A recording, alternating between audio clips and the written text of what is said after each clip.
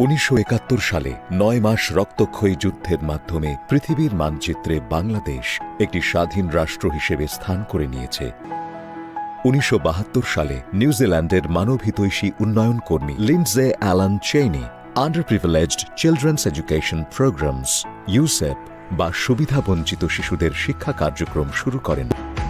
1988 সালের 22 মার্চ গণপ্রজাতন্ত্রী বাংলাদেশ সরকারের সাবেক বাণিজ্য মন্ত্রী ও কূটনীতিক জনাব M.R. সিদ্দিকীকে ইউসেপ বাংলাদেশের প্রথম চেয়ারপারসন হিসেবে নির্বাচিত করা হয়। ইউসেপ বাংলাদেশ একটি অনন্য বেসরকারি কারিগরি প্রতিষ্ঠান।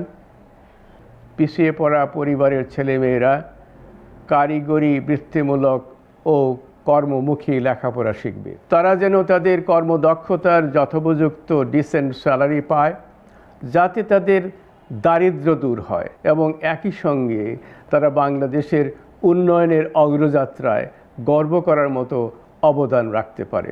ইউসেপ বাংলাদেশ কারিগরি ও বৃত্তিমূলক শিক্ষা, প্রশিক্ষণ কার্যক্রম, শোভন কর্মসংস্থান এবং উদ্যোক্তা উন্নয়ন কার্যক্রম পরিচালনা করে আসছে।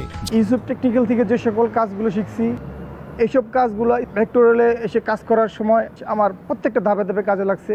ইউসেপ আমাকে ফরেনারদের সাথে কাজ করার মতন একটা অ্যাবিলিটি তৈরি করে দিয়েছে। প্রশিক্ষণার্থীর মধ্যে প্রায় 50 ভাগ নারী, 3 ভাগ বিশেষ চাহিদা সম্পন্ন প্রশিক্ষণার্থী এবং 2 ভাগ ক্ষুদ্র নৃগোষ্ঠীর প্রতিনিধিত্ব রয়েছে। মেয়েদের জন্য এখানে খুবই সুন্দর ব্যবস্থা আছে যে মেয়েরা প্রশিক্ষণ গ্রহণ করে নিজেদেরকে স্বাবলম্বী করতে পারে। মহামান্য রাষ্ট্রপতি জনাব মোহাম্মদ শাহাবুদ্দিন সুবিধাবঞ্চিত যুবাদের কারিগরি দক্ষতা উন্নয়নে ইউসেপের ভূমিকার প্রশংসা করেন। ইউসেপ বাংলাদেশ দক্ষ কারিগরি জনশক্তি তৈরির লক্ষ্যে সমঝোতা স্মারক স্বাক্ষর করেছে গণপ্রজাতন্ত্রী বাংলাদেশ সরকারের বিভিন্ন মন্ত্রণালয় ও সহযোগী প্রতিষ্ঠানের সঙ্গে। এর মধ্যে অন্যতম হল কারিগরি শিক্ষা বোর্ড, NSDA, তথ্য ও টেলিযোগাযোগ মন্ত্রণালয়, সমাজ কল্যাণ মন্ত্রণালয়, শ্রম ও জনশক্তি মন্ত্রণালয়। দেশ বিদেশে বিভিন্ন উন্নয়ন সহযোগী প্রতিষ্ঠান এবং দাতা সংস্থাসমূহ ইউসেপ বাংলাদেশের অগ্রযাত্রায় অগ্রণী ভূমিকা পালন করছে। ইউসেপ বাংলাদেশের সমস্ত প্রশিক্ষণ কর্মসূচি, সমস্ত শিক্ষা কর্মসূচি কার্যক্রম বাংলাদেশ কারিগরি শিক্ষা বোর্ড এবং জাতীয় দক্ষতা উন্নয়ন কর্তৃপক্ষ কর্তৃক অনুমোদিত এবং দেশে বিদেশে এটি স্বীকৃত।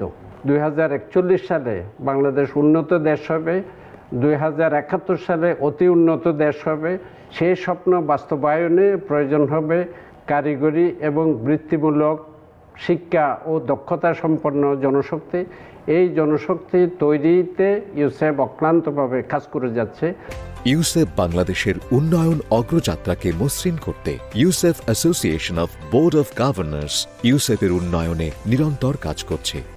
ইউসেপ বাংলাদেশ সম্মিলিত প্রচেষ্টায় এবং জাতীয় দক্ষতা উন্নয়ন নীতিমালার আলোকে রূপকল্প 2041 অর্জনের পথে এগিয়ে যেতে আজ বদ্ধপরিকর।